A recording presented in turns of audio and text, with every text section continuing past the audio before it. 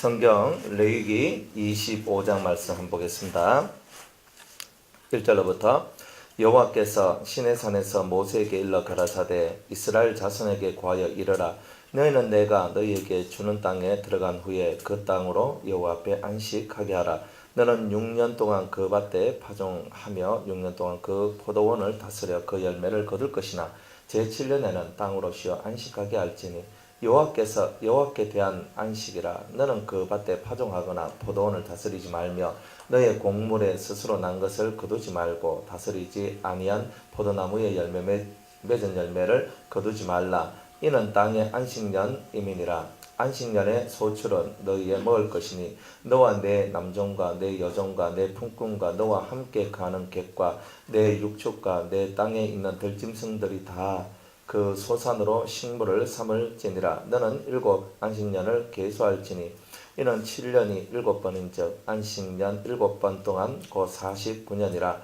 7월 10일은 속죄일이니 너는 나팔 소리를 내되 전국에서 나팔을 크게 불치며 제50년을 거룩하게 하여 전국 거민에게 자유를 공포하라. 이 해는 너희에게 희년이니 너희는 각각 그 기업으로 돌아가며 각각 그 가족에게로 돌아갈지며 그 50년은 너희의 희년이니 너희는 파종하지 말며 스스로 난 것을 거두지 말며 다스리지 아니한 포도를 거두지 말라. 이는 희년이니 너희에게 거룩함이니라. 너희가 밭의 소산을 먹으리라.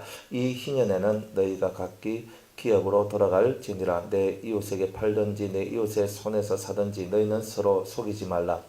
희년 후에 연수를 따라서 너는 이웃에게 살 것이요 그도 그 열매를 얻을 연수를 따라서 네게 팔 것인즉 연수가 많으면 너는 그 값을 적게 하고 연수가 적으면 너는 그 값을 적게 할지니 곧 그가 그 열매의 다소를 따라 네게 팔 것이니라. 너희는 서로 속이지 말고 너희의 하나님을 경외하라. 나는 너희 하나님 여호와니라.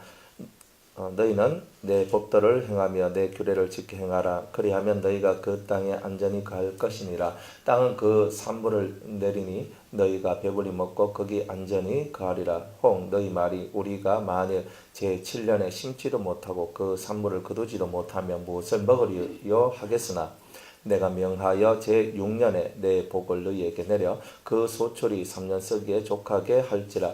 너희가 제8년에는 파종하려니와 묵은 곡식을 먹을 것이며 제9년 곧 추사일까지 묵은 곡식을 먹으리라.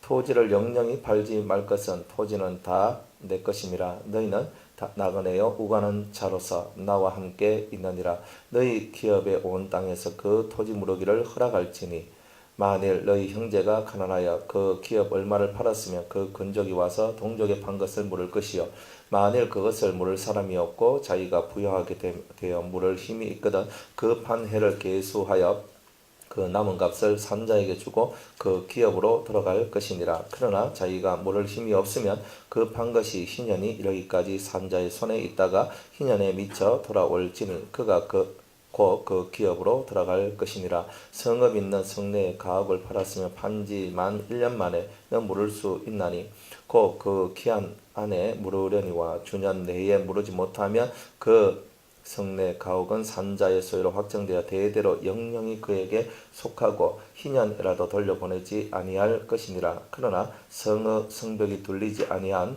촌락의 가옥은 나라의 전토 일례로 물러주기도 할 것이요 희년에 돌려보내기도 할 것이니라. 레위 족속의 성읍과 그 기업의 성읍의 가옥은 레위 사람이 언제든지 물을 수 있으나 레위 사람이 만일 물으지 아니하면 그 기업된 성읍의 판 가옥은 희년에 돌려보낼지니 대저 레위 사람의 성읍의 가옥은 이스라엘 자손 중에서 얻은 기업이 됨이니라. 그러나 그 성읍의 덜의 사면밭은 그의 영원한 기업이니 팔지 못할지니라.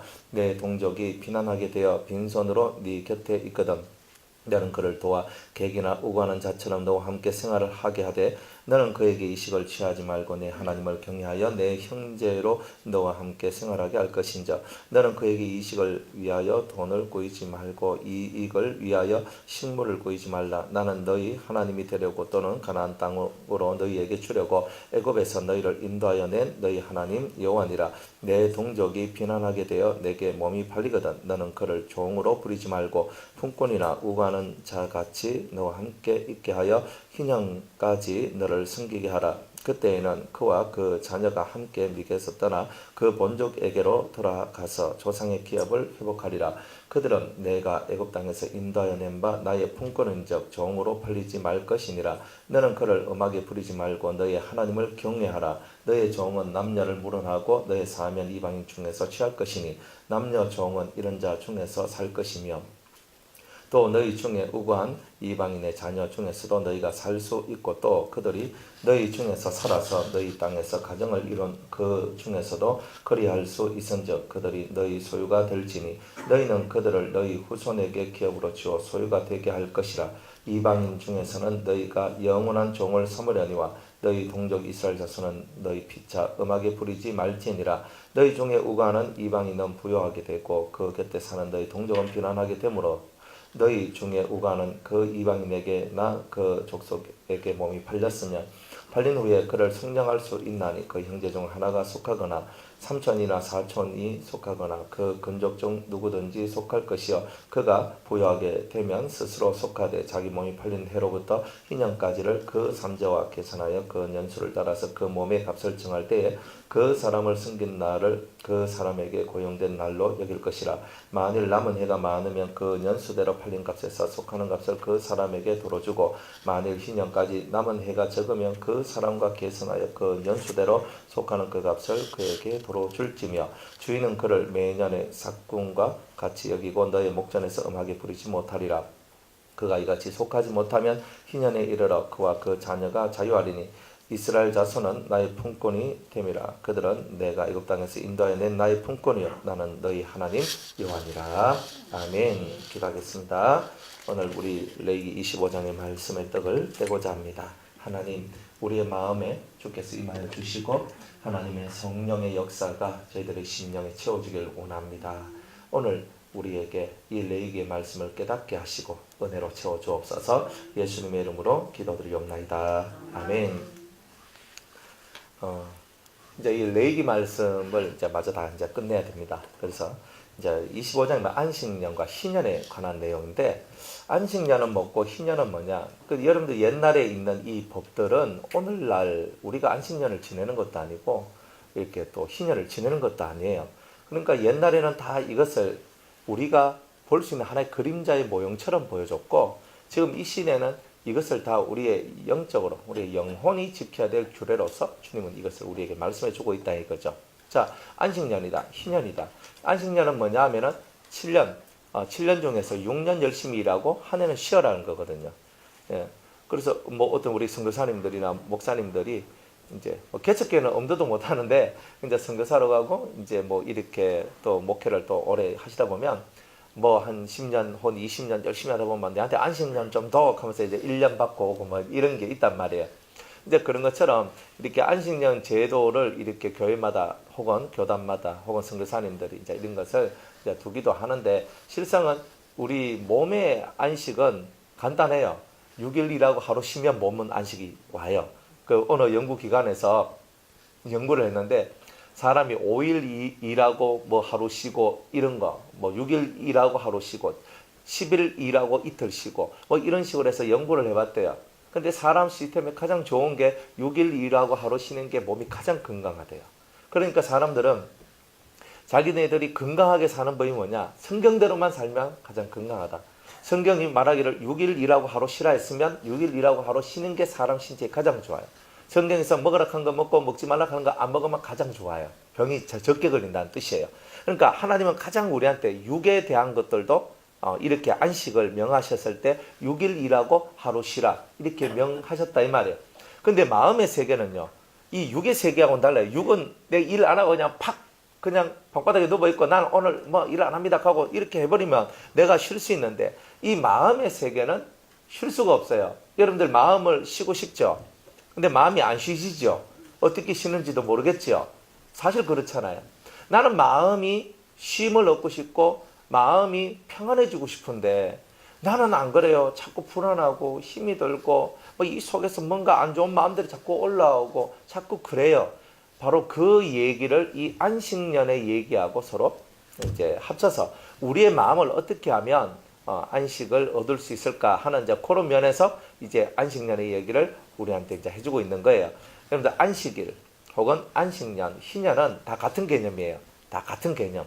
같은 개념인데 이제 단계가 1단계, 2단계, 3단계 이렇게 올라가는 거예요. 그러니까 1단계적으로 우리가 몸의 쉼을 안식일을 통해서 얻었다. 그러면 안식년은 마음의 쉼. 마지막으로 희년은 내 영이 쉼을 얻는단 말은 영이 마귀의 속박으로부터 자유함을 얻는 것. 죄와 사망의 근세로부터 내가 완전하게 벗어나는 그 단계가 바로 희년의 단계라는 거예요. 그래서 안식일이나 안식년이나 사실 뭐 다를 거 없거든요.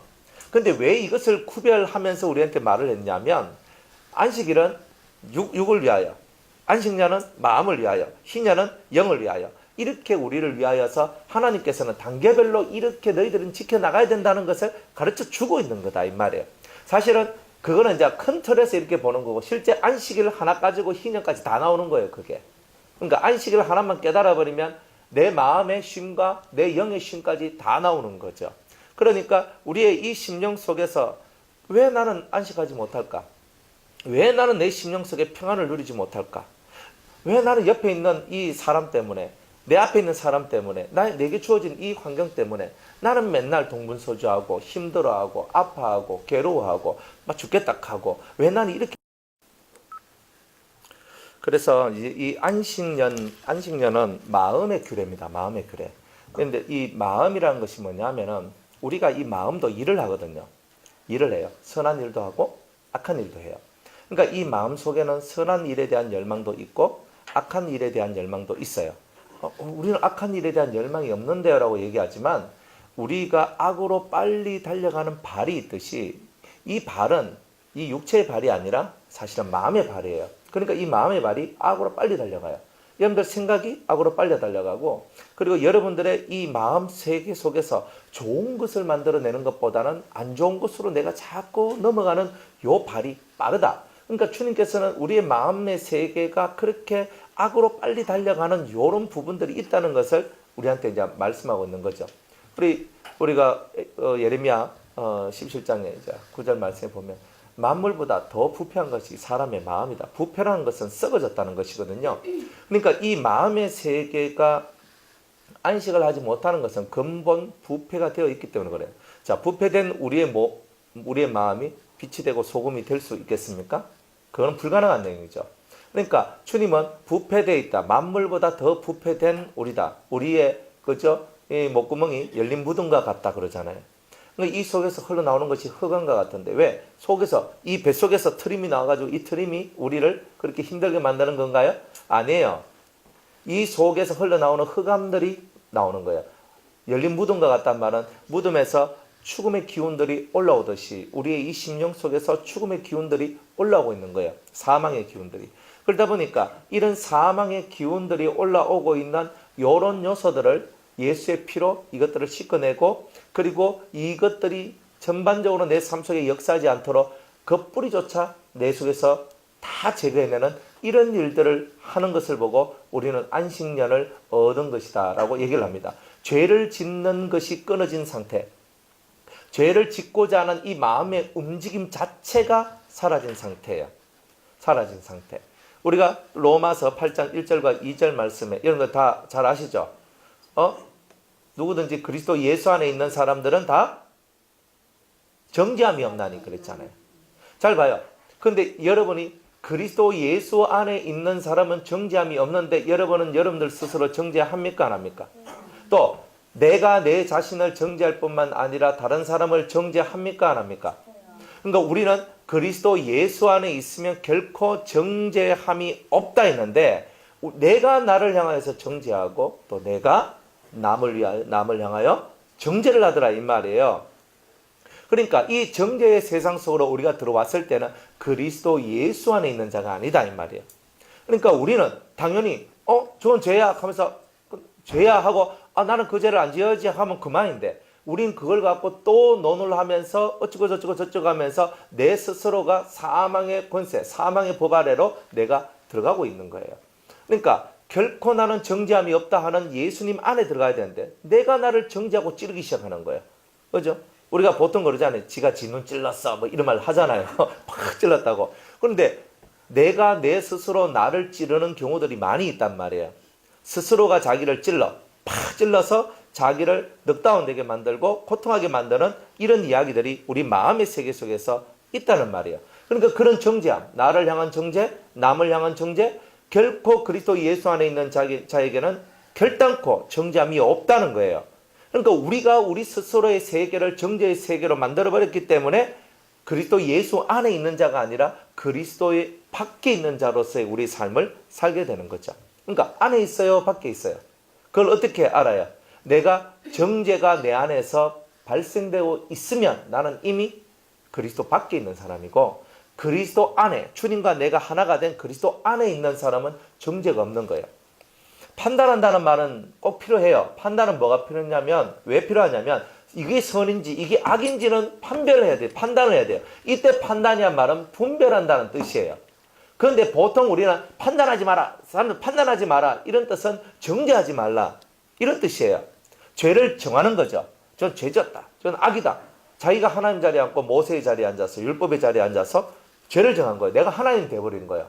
판사는 하나님이잖아요. 재판관은 하나님인데 우리가 재판관 자리에 앉아서 죄인이라고 하니, 이 정죄의 자리에 있을 때는 그리스도 예수 안에 있는 자가 절대 아니다는 거예요. 오직 하나님만이 정죄하거든요. 근데 우리가 막 기도를 하다 보면 이 속에서 저 사람은 죄인이야 하는 마음이 탁 올라올 때 빨리 쳐내야 돼요. 왜냐하면 저 사람은 죄인이야 라고 하는 그 순간에 여러분들은 거기에 딱 빨려가 버리면 어떻게 되는 거예요? 그러니까 여러분이 정죄의 올무에 걸려버리는 거예요. 그리고 그것이 머리에서 안 떠나요. 안 떠나면서 계속 저 사람을 바라볼 때 저 사람 죄인이야 이렇게. 그러니까 그런 마음이 딱 들을 때는 여러분들이 지금 시험이 여러분들한테 들어왔다, 이래 보시면 돼요. 성령은요, 항상 성도들이나 영혼들을 향하여서 항상 사랑하라, 불쌍히 여겨라, 도와줘라, 이끌어줘라, 힘을 주게라, 자꾸 이런 식으로 간다고요. 긍휼을 베풀어라, 인자함을 내어줘라, 이런 식으로 성령은 역사를 해요. 왜? 생명의 성령의 법은 죄와 사망의 법에서 자유케 하는 법이기 때문에 사람의 영을 살리는 쪽으로 흘러가기 때문에 성령의 역사는 그렇게 오고, 마귀의 역사는 정죄하면서 탁 하면서 이제 이렇게 나간단 말이에요. 그러니까 이런 마음의 법의 세계가 우리가 완벽하게 사라지고, 죄와 사망의 법이 승리하는 이 세계, 정죄의 세계가 우리 속에서 확 사라질 때에 저와 여러분은 마음에 뭐가 온다? 안식이 온다, 이 말이에요. 마음의 안식이라는 세계가 이렇게 해서 찾아오는 거예요. 그러니까 성경 한 구절 한 구절을 우리가 읽다 보면, 그러면 제 마음 속에 어떻게 해야지 제 속에는 영혼의 안식이 찾아옵니까? 정죄하지 마라. 어떻게 정죄를 안 합니까? 맞죠? 눈에 비는데, 눈에 보이는데 어떻게 정죄를 안 해요? 이 나쁜 놈 새끼, 나쁜 놈, 나쁜 뭐 어쩌고 저쩌고 하면서 우리 속에서 막 흘러나오는데 왜 내가 정죄가 안 돼? 자연스럽게 되잖아요. 그러면 내 관심이 어디 있다는 거예요? 관심이 어디 있다는 거예요? 육에 있기 때문에 그런 거예요. 예. 그래서 우리가 로마서 8장을 한번 보겠습니다. 성경 로마서 8장. 안식년의 의미를 여러분이 지금 배우고 계시는 거예요. 자, 1절로부터 한번 제가 한번 읽어볼게요. 여러분들 이 8장의 말씀을 제대로 먹으면 여러분은 진짜 자유하게 돼요. 평안을 얻게 되고요. 그러므로 이제 그리스도 예수 안에 있는 자에게는 결코 정죄함이 없나. 이 결코란 말이, 이거는 이런 일이 일어날 수 없다는 거예요. 정죄함이 없다는 거예요. 마귀가 우리의 죄를 정할 수도 없고, 누군가가 우리를 보고 넌 죄인이야 이렇게 할 그것도 없다, 이 말이에요. 그런 정죄함이 없는 이 세계로 들어오는 거예요. 이는 그리스도 예수 안에 있는 생명의 성령의 법이 죄와 사망의 법에서 너를 해방하였기 때문이다. 자, 요거 결론이거든요. 결론을 딱 얘기해놓고 그 다음부터 뭔 얘기를 하냐면 이렇게 얘기해요. 율법이 육신으로 말미암아 연약하여 할 수 없는 그것을 하나님은 하시나니 곧 죄를 인하여 자기 아들을 죄 있는 육신의 모양으로 보내어 육신의 죄를 정하사 육신을 쫓지 않고 그 영을 쫓아 행하는 우리에게 율법의 요구를 이루어지게 하려 하심이라. 잘 봐요. 육신을 쫓지 않고, 우리 보고 하는 거거든요. 육신을 쫓지 않고 그 영을 쫓아 행하는 우리에게, 이렇게 얘기하는 거예요.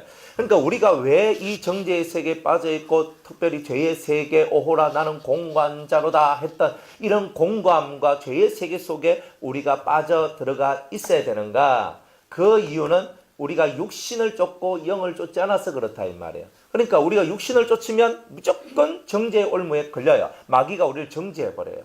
원수의 조롱거리가 되어버려요. 그런데 내가 육을 쫓지 않고 영을 쫓아가면 조롱거리가 안 돼요. 우리 속에 정죄가 없어요. 우리의 심령 속에 하나님의 평강과 안식의 은총이 우리 속에 넘쳐나게 되어 있다는 거예요. 그래서 율법의 요구가 뭐예요? 죄 짓지 말라는 거예요. 사실은 율법의 요구는 다른 거 없어요. 죄 지으면 죄인이요 죄 안 지으면 의인이다. 이 간단한 게 율법이거든요. 그런데 율법의 요구는 뭐예요? 우리를 죄인으로 만드는 게 율법의 요구일까요? 의인으로 만드는 게 율법의 요구일까요? 의인으로 만드는 게 율법의 요구였단 말이에요. 그걸 우리 거꾸로 알고 있는 거예요. 율법이 만들어진 것은 우리의 죄를 정하기 위해서 그렇다. 그러면 죄를 정하는 다는 말의 반대말은 무슨 말이냐면 의의 사람이 되도록 만들어준다는 뜻이에요. 그러니까 이것이 죄다 하는 걸 알기 때문에 죄 안 짓고 나는 의의 길로 가겠습니다. 이게 바로 율법의 요구다 이 말입니다. 의인이 되도록 만들어주는 거. 이게 율법의 요구다. 육신을 쫓는 자는 육신의 일을, 영을 쫓는 자는 영의 일을 생각하나니. 그러니까 우리가 육신을 쫓아가니까 맨날 육의 생각만 하는 거예요. 육의 생각만. 근데 영을 쫓아가는 사람은요, 영을 생각하는 거예요. 어떻게 하면 내 영이 유익을 얻을까? 어떻게 하면 내 영이 잘 될까? 어떻게 하면 내가 하나님 앞에 올바로 설 수 있을까? 그러니까 이 영의 길을 걸어간다라 이 말이에요.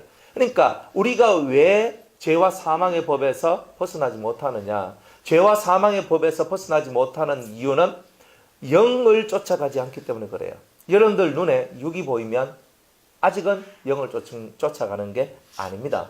영을 쫓아가는 게 아니기 때문에 여러분들 눈에 죄의 모습이 많이 보인단 말이에요. 죄의 모습이 많이 보일 때는 내가 영을 쫓는 것이 아니라 육을 쫓는 것이구나. 여러분들 기도를 많이 하고 하나님 앞에 은혜가 충만할 때 좋은 것만 보이죠. 그런데 성령이 충만할 때 좋은 것만 보이죠. 안 그래요? 그죠? 새벽에 막 기도하고 막 기도하는 거예요. 하나님 도와주세요. 막 새벽에 열심히 기도하고 딱 나오잖아요. 저도 이거는 항상 기억을 해요. 새벽 기도 가가지고 청년 때 이제 새벽 기도 나가요. 그래가 나가가지고 열심히 기도하고 그때 새벽 기도할 때 제 마음에 이제 이 고집이 뭐였냐면 다른 어떤 누구보다도 제일 오래 있겠다 예배당에. 그러니까 그러면 담임 목사님이 기도하시다가 이제 또 한 번씩 졸거든요. 졸고 있어. 그러면은 7시 때도 안 깨나시고 7시 반이 돼도 안 깨나고 8시간 돼도 안 깨나면요 진짜 힘들거든요. 그런데 한번 마음을 먹었기 때문에 이제 기도를 하는데 그래 막 기도를 해요. 그래 기도를 하고 이제 탁 나오거든요. 딱 나오면 그 바로 앞이 산이야. 근데 산인데 그 산에서 이 새 소리가 막 짹짹짹짹 끓이면서 검서 이렇게 막 소리들이 나오잖아요. 또 바람이 불고 그러면 나무가 흔들거려요. 근데 그걸 딱 보면요 옛날 같으면 아무 생각 없어요. 나무가 흔들리든지 새가 뭐 짹짹거리든지 아무 생각 없는데 제 속에 기도를 막 2시간씩 3시간씩 하면서 막 기도를 하고 쫙 올라와가지고 딱 보는 순간에 이 나무들이 막 살랑살랑거리는 게 주님의 높고 위대하심을 막 찬양하는 것 같고요. 새가 막 짹짹짹짹 끓이잖아요. 그야 주 하나님 지으신 모든 세계 하면서 막 찬송하고 있는 것 같아요. 정말 그런 것이 막 느껴지면서 나올 때는 성령이 충만할 때예요. 그죠? 새가 지나가다가 똥을 탁 싸도 있잖아요. 아이고 또 새가 또 지나가다가 또 볼일 보고 갔구나 익하다가 은혜가 뚝 떨어지면 이놈의 새새끼들은 벌써 이렇게 딱 나온단 말이에요. 내 속에서 흘러나오는 말이 확실히 달라져요. 그러니까 우리가 단순히 성령이 충만할 때 여러분들이 보이는 것이 다 좋은 것만 보이거든요. 진짜 은혜 안에서 하나님이 느껴지고 주님이 느껴지고 주님 이런 것들이 막 보여지는 거. 이게 바로 은혜 받은 자고 이게 영을 쫓는 자들한테 이런 일들이 벌어지는 거예요. 그런데 육을 쫓아가면 어때요? 자꾸 사람이 깔짝깔짝거리고 환경이 깔짝깔짝거리고 그죠? 여러분들 삶 속에 뭔가가 지배적으로 여러분들 삶을 이끌어가는 이런 것들이 자꾸 눈에 띄면서 그 환경 뒤에 계신 하나님, 그 사람 뒤에 계신 하나님 이런 것이 안 보이더라 이 말이에요. 그러니까 은혜에서 뚝 떨어지는 거라. 그러니까 영을 쫓는 자는 영의 일을 생각할 뿐이에요. 육을 쫓는 자는 육의 일을 생각해요. 그러면 여러분들은 간단하잖아요. 육의 일을 생각합니까? 육의 일을 쫓아갑니까? 영의 일을 쫓아갑니까? 그죠? 아무도 말을 안 하는 거죠. 영을 쫓아갑니까? 육을 쫓아갑니까? 이게 바로 여러분의 결단이에요, 사실은. 육을 쫓아가는 사람은 결국 육의 일을 생각하다가 육으로 망해요. 근데 영의 일을 쫓아가는 사람은 영을 위해 살기 때문에 넘어져도 일어나고요. 깨져도 다시 붙어요. 희한한 거예요. 왜? 영의 세계를 우리가 아무리 추구해 나가도 우리 속에 있는 육의 성질이 죽지 않는 상태에서는 영을 위해 쫓아가더라도 그 육이 영의 일을 한 번씩 엎어버리거든요. 근데 엎어버리면은 그 영의 일이 탁 죽고 육이 한번 살아날 때 그때 하지만은 또 영의 영을 쫓아가면 그 육이 죽고 또 영의 길을 가는 거예요. 그러니까 이게 사람은 다 어떻게 되냐면 그 산을 작은 산 이렇게 올라가잖아요. 그거 똑같아요. 제가 높은 산에 한번 올라가 보니까 산이 어떠냐면은 계속 이래요. 예? 산에 가면 계속 이렇잖아요. 어느 정도 싹 올라가면 평평해 둘러가다가 싹 올라가다 쑥 올라가다 또 평평해졌다가 또 쑥 올라가다 그러니까 올라가다 또 능선 타고 올라가다가 어느 지점 또 싹 올라가고 이래 하잖아요. 산을 올라가도 가파르게 이렇게만 올라가는 산은 없어요. 그러니까 바로 그거구나. 그러니까 항상 우리는 이래 가다가 요래 가다가 또 요래 올라가다가 또 쑥 내려가다가 또 쑥 올라가다가 항상 이렇게 가다가 어느 순간인가 보니까 막 가파르게만 올라갈 것 같은 그 속에 좀 평평한 지역이 조금은 평평한 급하지 않는 경사에 그런 오르막들이 있으면서 우리로 하여금 잠시 잠깐 쉬어가도록 만들어주는 그런 것들도 있는 거잖아요. 그러니까 신앙생활이라는 것은요 늘 쭉 올라가는 사람 한 명도 없어요. 사람들은 얘기하죠. 난 늘 쭉 올라갔어요. 다 거짓말쟁이들이에요. 그런 건 없어요. 사람은 무조건 가면 요렇게 때로 살짝 내려갔다가 또 싹 올라갔다가 쭉 올라갔다가 팍 어떤 사람은 성격상 올라갔다가 팍 떨어지고 싹 갔다가 또 가다가 팍 떨어지고 이런 사람도 있어요. 그건 성격이에요. 성격. 그래서 어떤 사람은 아주 유순한 사람도 이렇게 아주 그냥 남 티도 안 나게 가지만요. 성격이 이건 너무 확고한 사람들은 나는 무조건 가야 돼. 쫙 하면 쫙 가. 쫙 가다가 이제 한번 팍 하면서 꺾어지면 요렇게 내려오는 게 아니고 쭉 가다가 팍 떨어져 버려요. 절벽으로. 이때는요. 감당이 안 되는 거예요. 사람들이. 이제 그렇게 되는 사람들 많다. 그러니까 여러분들이 육을 쫓아간다. 영을 쫓아간다. 이 개념을 정확하게 만들어내지 않으면 맨날 올라가다가 떨어지고 올라가다 떨어지고 계속 우리는 마디가 계속 만들어지고 그럼 마디가 계속 만들어지니까 우리가 큰 일꾼이 못 되는 사건들이 나오게 된다는 거죠. 육신의 생각은 사망이요 영의 생각은 생명과 평안이니라. 육신의 생각은 하나님과 원수가 되나니 이는 하나님의 법에 굴복치 아니할 뿐 아니라 할 수도 없음이라. 육신에 있는 자들은 하나님을 기쁘시게 할 수 없느니라. 육신에 있는 자들은 하나님을 기쁘시게 할 수 없느니라. 그러니까 잠시 잠깐 우리가 육으로 떨어졌으면 다시 영으로 올라오고 내가 이 영으로 계속 나갈 때는 끊임없이 나가야 돼요. 그런데 가다가 또 툭 떨어져. 그러면 내가 또 떨어졌구나. 그럼 또 힘을 내서 또 올라가. 계속 이렇게 가야 돼요. 왜? 이 땅은 언제나 올라가는 일만 있는 세상은 아니다. 항상 올라갔다 내려갔다 반복되는 이 세계 속에서 여러분이 여러분 자신의 힘을 길러가고 이 믿음의 힘을 길러가는데 모든 걸 다 사용해야 된다는 거예요. 그렇게 안 하면 여러분들이 못 견딥니다. 못 견뎌요. 올라갈 때 좋죠. 한번 내려와 봐요. 여러분들 항상 성공만 한 사람들, 그죠? 항상 성공만 한 사람은요 실패를 못 견뎌합니다. 전교 1등 하는 아가 전교 3등 했다고 자살해요. 저는요 이해가 안 가요. 전교 꼴등하는 애가 있잖아요. 이번에 열심히 해가지고 막 한 50등 올랐어. 전교 1등 하다 3등 떨어진 나보다 잘했는 거 아니잖아요. 야는요 막 동네 친구들 다 얘기를 합니다. 내 이번에 이제 50등 올랐대. 얼마나 기분 좋게 얘기해요. 그런데 1등에다가 3등 떨어졌다고 막 중리 사닉하고 있거든요. 항상 앞에만 있는 애들은요. 앞으로만 가던 사람들은 이 속이 온전할 리가 없어요. 그러니까 한 번씩 실패를 경험하고 한 번씩 넘어짐으로 말미암아서 자기 속을 만들어가는 거예요. 이 엄청난 그 생활 속에서 하나님 우리에게 주신 지혜의 시간들이라. 그러니까 내가 뭐 열심히 해가지고 이렇게 잘 올라갔다가 내가 뚝 떨어졌다면 여러분 생각을 해봐야 되는 거예요. 그렇구나. 내가 왜 떨어졌는가? 나는 영어로 했는데 영어로 했는데 그 속에 뭐가 들어있다? 육이 들어있던 거예요. 그러니까 올라가다 떨어지는 거거든요. 육이 안 들어가면 떨어질 일이 없어요. 나는 0이라고 생각했는데 6일 때는 무조건 떨어지는 거. 처음에는 표 안 나. 가다가 나중에는 툭 떨어져요. 그러니까 이런 것들을 여러분이 생각해야 돼요. 왜 하나님 저는 왜 신앙이 이렇게 발전이 안 됩니까? 왜 저는 올라서지 못합니까? 왜냐하면 기본 우리들의 생각과 사상이 육의 사상이 많이 지배되어 있기 때문에 그렇다 이 말이에요. 그래서 안식년을 못 얻는 거예요. 마음의 안식을 못 얻는 거예요. 그러니까 마음의 안식이 없으니까 항상 이 마음속에 껄끄러움을 갖고 슬픔을 갖고 힘듦을 갖고 괴로움을 갖고 계속 그런 것들이 우리의 마음을 주장하고 다스리니까 사람과의 대인관계도 회피하고 내가 당신만 내 사람하고 이야기하는 게 싫다 다 끊어버립니다.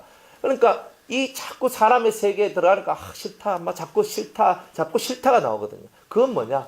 그게 바로 우리가 아직 안식의 세계 속으로 들어온 것이 아니라 죄의 세계 속에서 육을 쫓고 살다 보니까 그 육의 세계 속에서 흘러나오는 부작용들이 우리의 삶을 이끌어가고 있어서 이런 현상들이 일어나고 있다는 거죠. 그래서 안식년을 얻고 내 마음의 진정한 안식을 얻으려면 여러분들이 육신을 쫓는 일로부터 벗어나야 된다. 그죠? 두 번째, 가장 중요한 것은 정죄하는 세계로부터 빨리 벗어나야 된다. 그러니까 절대 누군가를 정죄하지 마세요. 주님은 네가 정죄하고 비판하고 헤아리면 너도 똑같이 정죄하고 비판받고 정죄받고 비판받고 헤아림을 받게 될 것이다. 이게 대단한 법이에요. 주님의 법을 지켜나가야 되거든요. 그러니까 우리가 이걸 못하면은 계속적으로 이 세계 속에 우리가 눌려가지고 계속 그 세계 속에 살 수밖에 없는 일들이 일어나는 거예요. 그러니까 안식년, 이 안식년의 이 세계를 우리는 얻고 싶은데 얻지 못하는 이유가 뭐냐? 육을 쫓아서 그런 거예요. 다른 것이 아니라 우리가 육을 쫓아나가니까 어느 순간인가 내가 벌써 안식이, 쉼이, 은혜가, 좋은 그런 영적인 비밀들이 다 깨져 있는 이런 일들이 있게 되더라는 거예요. 이거는 할 얘기들은 참 많지만 우리 마음의 안식을 만들어가는 거는요 쉬운 게 아닙니다. 왜냐하면 우리는 이미 몸뚱아리가 생각이 죄의 습관들로 꽉 채워져 있거든요. 생각 자체가 이미 죄의 세계 속으로 흘러가요. 이렇게 자연스럽게 흘러가요. 자연스럽게. 그러다 보니까 죄의 세상 속으로 자연스럽게 흘러가다 보니까 죄 짓는 것도 자연스럽게 되고 그냥 가는 거예요. 예수님은요 몸으로 하기 이전에 이미 마음으로 생각만 해도 이미 다 죄가 다 돼버려요. 다 죄가. 그냥 내가 남을 미워한다. 살인죄예요. 마음으로 음욕을 품었다. 간음죄예요. 안 그래요? 내가 마음속에서 남을 막 비판하고 정죄했다. 그럼 비판죄, 정죄죄가 딱 들어오는 거예요. 그러니까 내가 육으로, 내가 실제적으로 말 한마디 말도 안 해도 내 마음속에서 뭔가가 딱 만들어졌으면 이미 너는 죄를 지었다. 너는 이미 죄를 지었다. 이렇게 주님이 말씀을 하시거든요. 그러니까 이 마음의 세계에서 이런 것들이 다 사라져야 되는 거예요. 인간이 그게 됩니까? 안 그래요? 사실 어려워요. 그렇게 설교를 이래 하는데 실제로 그렇게 한다는 것 자체가 어렵습니다. 마음 세계에서부터 마음의 이 세계에서부터 정죄의 세계, 비판의 세계, 헤아림의 세계, 육을 쫓는 세계가 다 사라진 사람이 과연 누가 있느냐는 거예요. 그럼에도 불구하고 주님은 쫓아오라. 쫓아오고 그 세계를 얻고자 하는 자에게 하나님께서는 성령을 부어주시고 은혜를 내려주고 그것을 할 수 있는 힘을 내려주겠다는 거예요. 그러니까 가만히 듣기만 해도 숨이 턱턱 막히잖아요. 되겠나? 솔직한 얘기예요 이게. 되겠나? 진짜 이 마음에서는 안 될 것 같아 나는. 그런 것이 지배적인데. 이게 막 그냥 나는 어쩔 수 없거든요. 그런데 그럼에도 불구하고 원래 그것은 우리가 할 수 있는 내용은 아니거든요. 그래 주님을 믿어라. 그래서 믿음이 나오는 거예요. 나로는 할 수 없어요. 사람으로는 할 수 없어대 그랬잖아요. 사람으로 부자가 천국 가게 만드는 거 못합니다. 부자를 어떻게 천국 가게 해요? 진짜 부자들은요 천국 가게 하기가 너무 어렵거든요. 그런데 사람은 못해도 하나님은 할 수 있대요. 참 은혜롭지 않습니까? 그러니까 하나님을 믿으라 이 말이죠. 나 같은 죄인이 천국 가는 것도 기적인데, 그죠? 그런데 내가 예수님과 같이 하나님의 형상을 가진 자가 된다는 것은 얼마나 기적 중에 기적이냐 이 말이에요. 내가 할 수 있는 것이 아니라 하나님이 하실 수 있다는 것을 믿으라 이 말이에요. 하나님 저 사람 변화 안 돼요 라고 말하지 말고 저 사람이 하나님께서 하시면 저 사람도 그렇게 될 것입니다 라고 믿으라는 거예요. 그러니까 우리는 생각할 때 우리가 인간적인 판단을 하잖아요. 비판, 판단력을 가지고 저 사람은 안 됩니다. 저 사람은 안 됩니다. 진짜 영적인 판단을 하는 사람이 그렇게 말을 하면 그래도 안 되는갑다 이까지만은 또 우리의 그냥 주먹구구식에 생각을 하면 안 되거든요. 이번에 우리가 저 수영장에 일을 하는데 비전문가들이 그걸 해보겠다고 하는 거예요. 그래도 우리 이정훈 집사님은 이제 그래도 목수 이제 배워가지고 이제 조금씩 해나가고 계시니까 그분은 이제 일 진도는 안 나가지요. 일은 안 되지요. 사람은 있는데 할 일이 없지요. 막 이래 있는 거예요. 그런데 그래가 이제 목수 의견이 나왔어요. 목수 하루만 쓰면 안 됩니까? 그래가 제가 어쩌지 해가지고 어떤 목수를 탁 이렇게 찾았습니다. 그래 찾아가지고 해운대에 계신 목수인데 그분은 목수 오야지야. 그래가 그분이 왔어요. 와가지고 이래 버리면 목사님 이거는 한 3명이 붙어가 4일 최소한 4일은 일을 해야 이게 뭐가 되더라도 됩니다.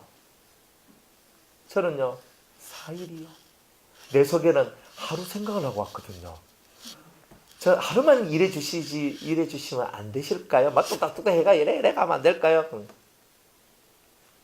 안 된대요.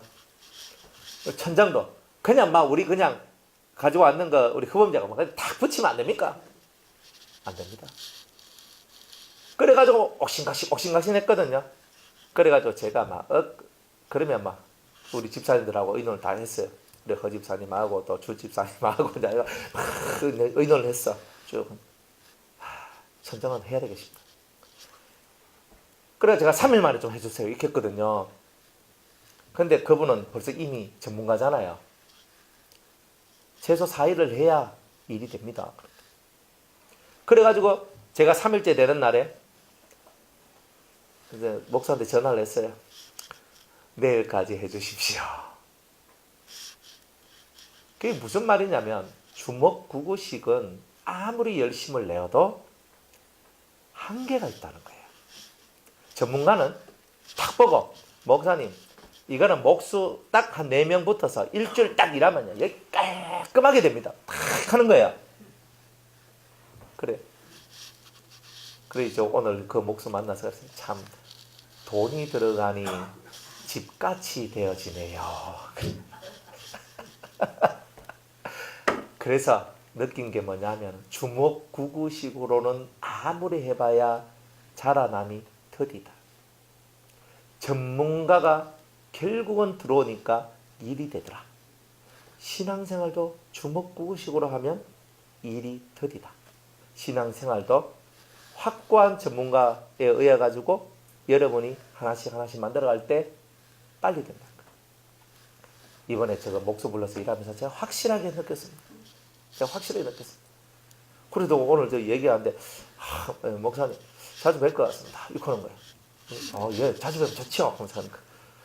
그 거시리만 뭔가 자꾸 주일날 꼭 우리 교회 올 것 같은 느낌이 막 드는 거예요. 그분이.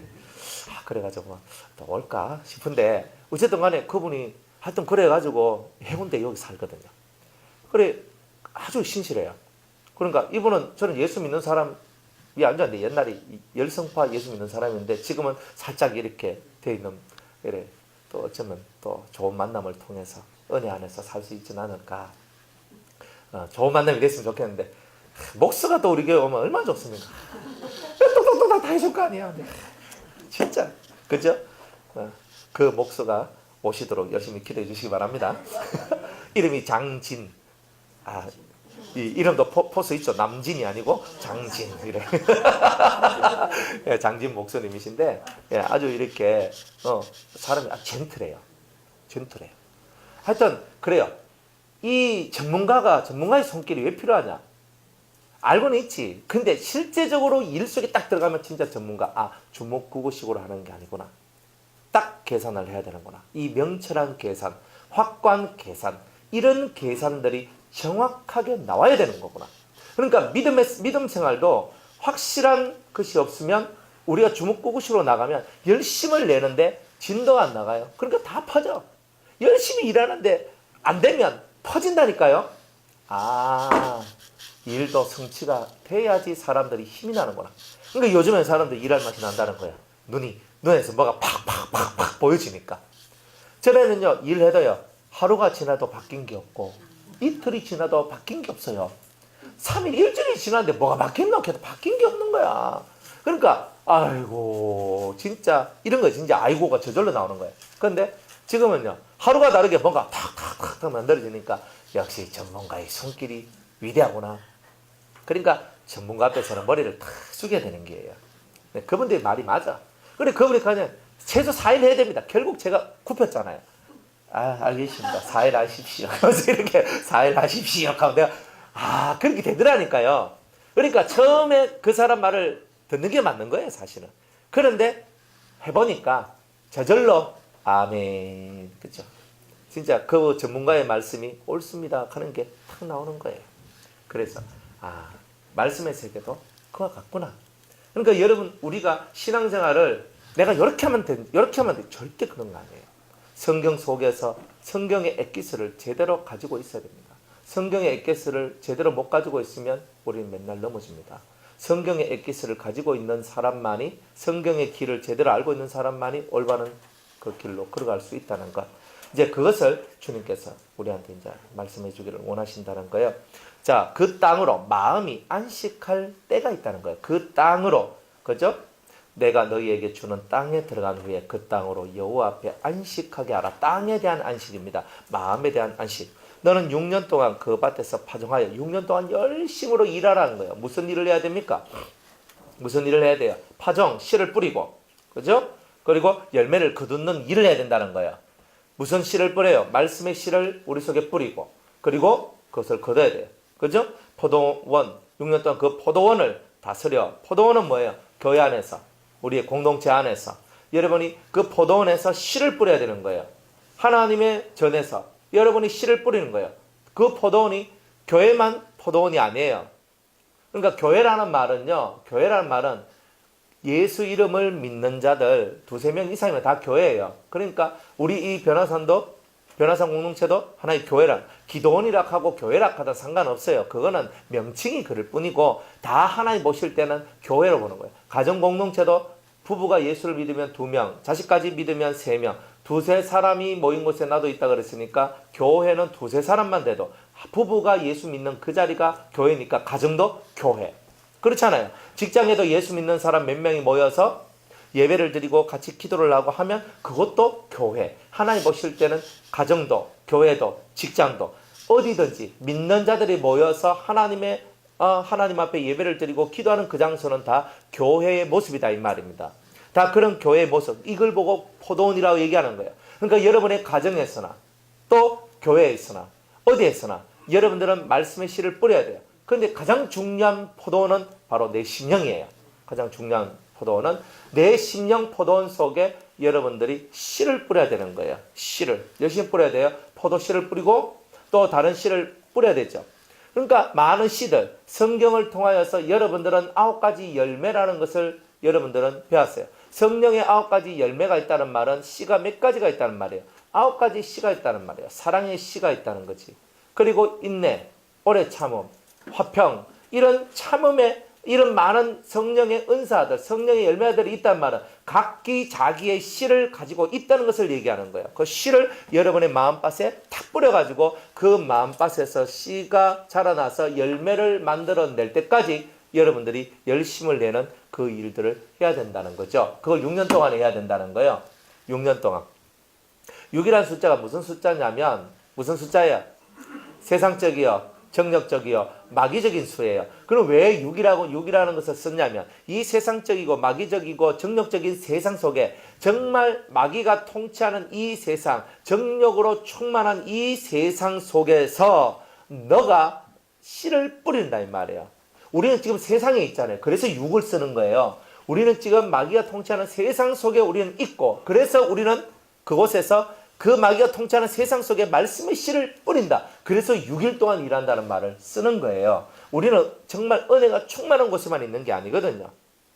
여러분의 가정이나 교회나 회사나 직장이나 학교나 어디든지 다 은혜가 충만하지는 않거든요. 그곳에는요 불신자도 있고요, 마귀적인 사람도 있고요, 그리고 늘 생각하는 게 돈만 생각하는 사람도 있고요, 자기 출세나 자기 이익만 생각하는 사람들도 있어요. 그러니까 우리 옆에는 다 좋은 사람만 있는 것이 아니라 정말 하나님 앞에 좋은 사람도 있지만 좋지 못한 사람이 훨씬 더 많은 세계에 살고 있어요. 부산 복음화율이 몇 프로예요? 전 잘 모르는데. 몇 프로?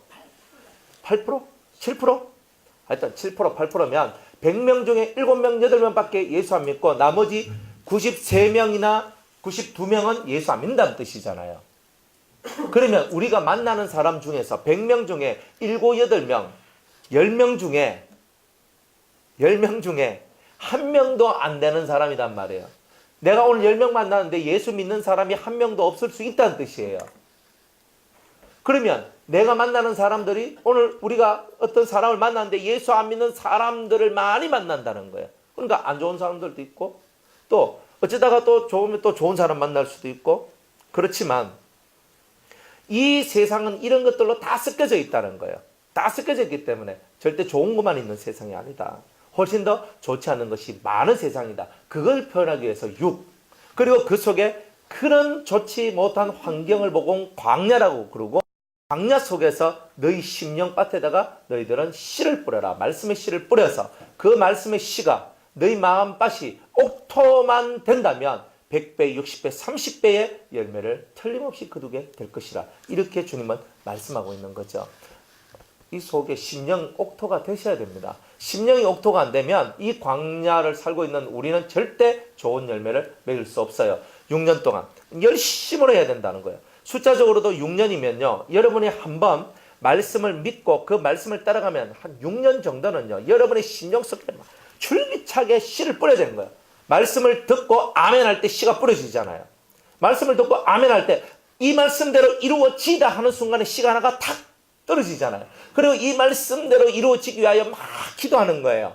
약속의 말씀을 잡고 막 기도할 때 그 말씀대로 이루어지는 역사가 나오게 되는 거죠. 그러면서 우리가 6년 동안 여러분이 열심을 한번 해봐요. 심령의 6년도 될 수 있고 여러분의 삶의 정확한 날수의 6년도 될 수 있어요. 그래도 성경에 6년이라 얘기했으니까 진짜 6년 동안 줄기차게 하다 보면 7년째 되는 날 여러분 마음속에 만족할 만한 그런 은혜의 성과를 거둘 수 있지 않을까요? 그래서 씨를 열심히 뿌리는 겁니다. 6년을 열심히 뿌리고 거두고 뿌리고 거두고. 왜 이 일을 계속 해야 되느냐? 그 이 죄악 많은 세상에서 씨 뿌림이 없으면 거두어 드림도 없다. 씨를 뿌려도 길가에 뿌리면 마귀가 와서 그 말씀을 빼앗아간다 그러잖아요. 낚아채가 안 돼요. 내 마음이 돌짝밭이면 환란이 오고 조금 안 좋은 일이 오면 거기에 걸려서 말씀에 걸려서 내가 넘어지는 상태가 나와요. 그 다음에 가시덤불이 내 속에 있으면 세상의 염려와 걱정과 근심과 재리의 유혹, 내가 물질의 유혹 이런 것을 쫓아 막 가다가 말씀이 열매를 맺지 못하는 거예요.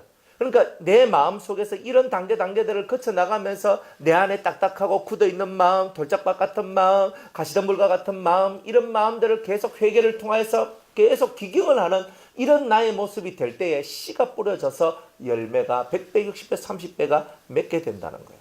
근데 그거 안 되면 맺어짐의 역사는 없다는 거잖아요. 그러니까 안식을 얻기 위해서 6년 동안 열심히 파종하고 열매를 내나가는 이것을 여러분들은 지상 대명령처럼 받아들여야 돼요.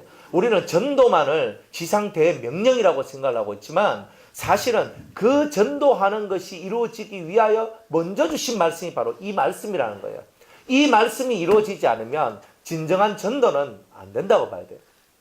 왜? 내 속에 가시덤불이 있는데 다른 사람한테 가시덤불이 있는 우리가 뭐 복음 전한다고 그 사람 속에 뭐가 들어가겠어요? 그 사람 속에 가시덤불이 들어가는 거죠. 내 안에 돌짝밭인데 돌덩이가 꽉꽉 채워져 있는데 돌이 들어가는 거죠. 내가 딱딱한데 딱딱한 그 사람 전도도 못할 거예요. 그러니까 우리가 이런 것을 깨달아야 되는 거죠. 그리고 이런 것을 알고 6년 동안 열심으로 씨를 뿌리고 거두어들이는 이 일을 해야 되는구나. 그러니까 우리가 매일매일 여러분이 이 씨를 뿌리는 이유는 뭐예요? 거두어내기 위해서 씨를 뿌리는 거예요. 씨를 안 뿌리는 사람은 거둘 수 있는 것도 없어요. 안 그래요? 그런데 씨를 뿌리니까 거두어들이지. 씨 안 뿌리고 거둘 수 있다라고 그거는 아주 예수님을 당신은 심지도 않은 데서 거두시는 분이십니다라고 말하는 그 악한 종, 그런 종과 같은 그런 사람일 뿐이에요. 예수님도 심은 데서 자신의 피를 뿌리고 자신의 살을 찢어내고 당신의 말씀을 우리에게 부어 주심으로 말미암아 모든 이름 위에 뛰어난 이름을 얻으신 거지 그냥 가만히 있는데 됐는 게 아니단 말이에요. 자기를 찢어내고 자기 피를 뿌려내는 이 엄청난 희생을 통하여서 이런 심음을 통해서 자신이 부활하게 되신 것이지 그런 것이 없이 부활을 얻은 것은 아니라는 거죠. 그러니까 이런 것을 우리는 깨달아야 돼요. 그래서 너는 6년 동안 그 밭에 파종하며 씨를 뿌리고 6년 동안 그 포도원을 다스려 그 열매를 거둘 것이나 열심으로 일하라는 거야. 씨 뿌리는 일을 게을리지 마라. 이 세상 살 동안은 열심으로 씨를 뿌려야 된다. 언제까지 씨를 뿌려야 되냐면 네 마음에 안식이 올 때까지. 그냥 우리의 마음에 안식이 올 때까지는 무조건 씨를 뿌려야 된다는 거야. 그러면 열심으로 우리가 말씀을 듣고 기도하고 성경 읽고 묵상하고 하는 이 모든 것을 언제까지 해야 되나? 언제까지 해야 되냐? 그것은 내가 안식할 그때까지는 이것을 멈추면 안 된다는 것을 얘기하고 있는 거예요. 성경을 가까이 해야 돼요. 성경을 가까이 안 하고 우리가 안식에 들어갈 수 있는 방법은 없어요. 여호와의 말씀을 주야로 묵상하는 자가 복이 있다 그랬는데 우리가 말씀을 묵상 안 하는데 어떻게 복을 받겠어요? 그러니까 성경이 말씀하고 있는 이치대로 계속 6년 동안 끊임없이 씨를 뿌려야 돼. 그리고 그 6년이 언제냐? 숫자적인 6년이 아니라 우리 영혼이 안식에 들어갈 그때까지 열심히 뿌려야 돼요. 그러면 제7년이 와요. 안식의 날이 오면 어떤 사건이 벌어지냐면 제7년에는 땅으로 쉬어 안식하게 할지니 여호와께 대한 안식이라. 너는 그 밭에 파종하거나 포도원을 다스리지 말며 너의 곡물에 스스로 난 것을 거두지 말고 다스리지 아니한 포도나무에 맺은 열매를 거두지도 말아라 그럽니다. 그러니까 무슨 말이냐면 6년 동안 열심으로 일하고 난 다음부터는요. 이 밭에서 씨를 안 뿌려도 그죠? 포도원을 뭐 내가 아무것도 안 해도 뭔가가 절로 스스로 나는 것이 있다는 거예요. 그런데 이걸 거두어라 그래요? 거두지 말라 그래요? 거두지 말라 그래요. 안식년의 소출은 네 것이 아니단 말이에요. 여러분이 안식하기 전에는 매년마다 씨를 뿌리고 거기서 은혜 받고 씨를 뿌리고 은혜 받고 씨를 뿌리고 은혜 받고 이러면서 여러분이 살아가지만 이제 안식년에 딱 들어와 버리면 그때부터 여러분들 심령에서 나는 소출은 여러분 것이 아니라 누구의 것이에요? 누구의 것이라 그래요? 너와 네 남종과 그죠?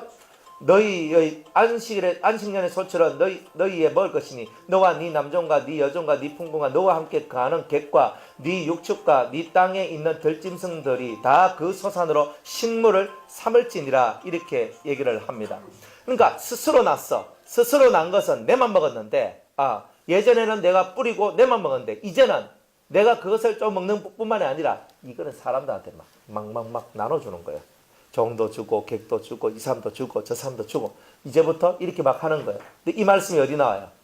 이 말씀이 로마서 3장 1절에 나와요. 한번 볼게요.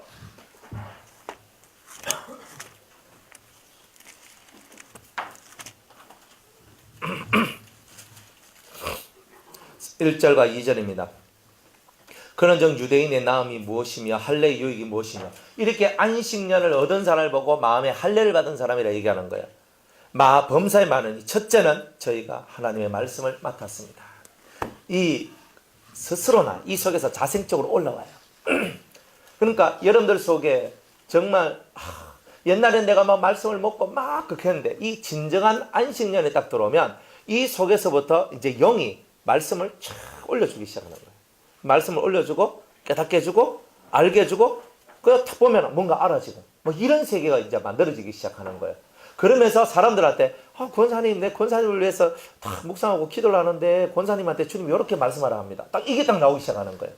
이게 안식을 얻은 사람은 이런 것이 나와요.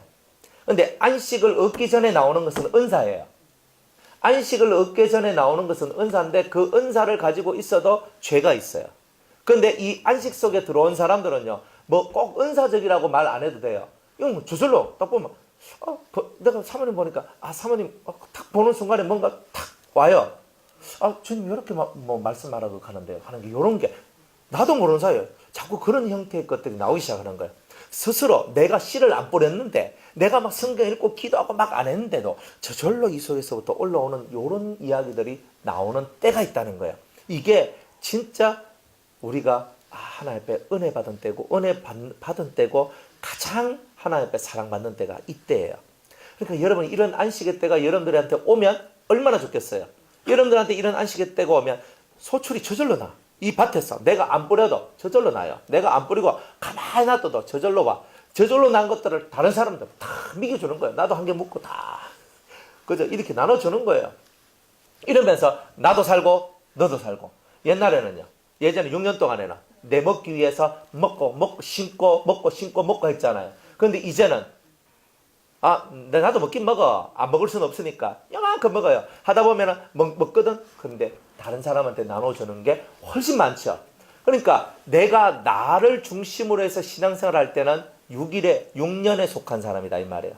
그런데 이제 7년 안식년이 들어온 사람은 자기를 위해 살지를 않는다는 거예요. 다른 사람들을 위해서. 또 살다 보면 주님께서 그때마다 깨달음을 주고 은혜를 주니까 그게 또 자기의 양식이 되고 이제 이렇게 살아나가는 그때를 보고 제7년 안식년이다. 이렇게 얘기를 하는 거예요. 그러니까 할례 받은 사람은 하나님 앞에 큰 유익이 있는데 첫 번째가 하나님의 말씀을 맡았습니다. 그랬어요. 그러니까 이제는 우리가 사람들한테 뭐예요? 탁 보면서 집사님, 목사님, 권사님, 장로님 뭐 자꾸 뭔가 이 속에서 얘기가 나와요. 막 기도를 하다 보면은 하나님께서 요 말을 해주라는 요 말씀을 해주라는구나. 이런 것들이 마음속에서 올라오고 그걸 딱 보는 순간에 마음속에서 뭔가 탁 올라오면서 이 정확한 것들이 올라와요. 그러니까 어정쩡하게가 어리빙빙한 게 아니고 확고하게 딱 올라와요. 그리고 탁 얘기하면 그 말이 탁 맞아요. 하나는 어떤 성도님, 근데 제가 그 성도님을 탁 기도를 했거든요. 탁 기도를 했어요. 기도를 하니까 주님께서 요 말을 해줘라 하는 거예요. 그래가지고 이제 그 말을 딱 해주고 그 다음에 또 기도를 하니까 이분한테는 하나님의 역사가 필요하다. 그래서 제가 막 기도하는데 하나님께서 친히 역사를 해주시옵소서라고 기도를 했거든요. 그래 막 기도를 했어. 그리고 그 다음날 만났거든요. 그 다음날 만났는데 목사님 가면서 얘기를 하는데 자기가 기도가 너무 안 됐대요. 안 됐는데 오늘 아침부터 기도가 된다고. 기도를 하니까 뭐가 된다 하는 거예요. 기도가 된다는 거예요. 그래 제가 딱 하면서 제가 얘기를 하면서 이런 얘기를 했어요. 집사님, 제가 어젯밤에 집사님을 위해서 제가 막 이렇게 기도를 했거든요. 근데 하나님이 친히 한번 역사해 달라고 그렇게 제가 기도를 했었는데 그렇게 하니까 집사님한테 그게 됐는가 봐요. 그러니까 이제 서로가 은혜를 받는 거예요. 저는 그렇게 기도했고 왜 하나님께 기도를 하다 보니까 그 사람한테 뭘 기도해야 될지가 이게 오고 그걸 위해서 기도를 했던 거예요. 그래서 기도를 하니까 그 다음날 내가지고 그게 대한 이제 피드백을 그대로 받게 된 거예요. 그러니까 하나님 앞에서 이 안식년의 이 온전한 역사가 우리 속에 들어오게 되면 이런 것들이 된다는 거예요. 내가 뭐 은사를 받아가지고 뭐 훌륭한 은사를 많이 받아서 뭐 어떤 능력을 많이 받아서가 아니라 생활 속에서 자연스럽게 뭐 티도 안 나요. 그냥 설렁설렁 지나가면서 말 한마디 툭 던지고 설렁설렁 지나가면서 말 한마디 툭 던지는데 그 말이 다른 사람들한테는 생명수와 같은 말들로 바뀌어져 흘러들어가게 되는 이런 은혜의 역사들이 나오게 된다는 거예요. 그러니까 우리가 이 안식년의 의미를 이 성경을 통해서 제대로 딱 깨닫게 되면 다 사는 역사가 나온다 이 말이에요. 다 내가 하나 삶으로 말미암아 내 주위에 있는 남종과 여종과 품꾼과 객과 육축과 들짐승이 다 그 소산으로 식물을 삼을지니라. 6종류가 다 사는 거예요. 내 주위에 있는 자들이 다 사는 거예요. 그러니까 얼마나 좋아요. 그래서 이 한 명이 안식년을 얻으면 그 주위가 다 사는 역사가 나온다. 그래서 이 안식년을 주님께서 꼭 지키라고 우리한테 말씀하셨던 거예요. 잠시 쉬었다가 희년에 대한 얘기 할게요.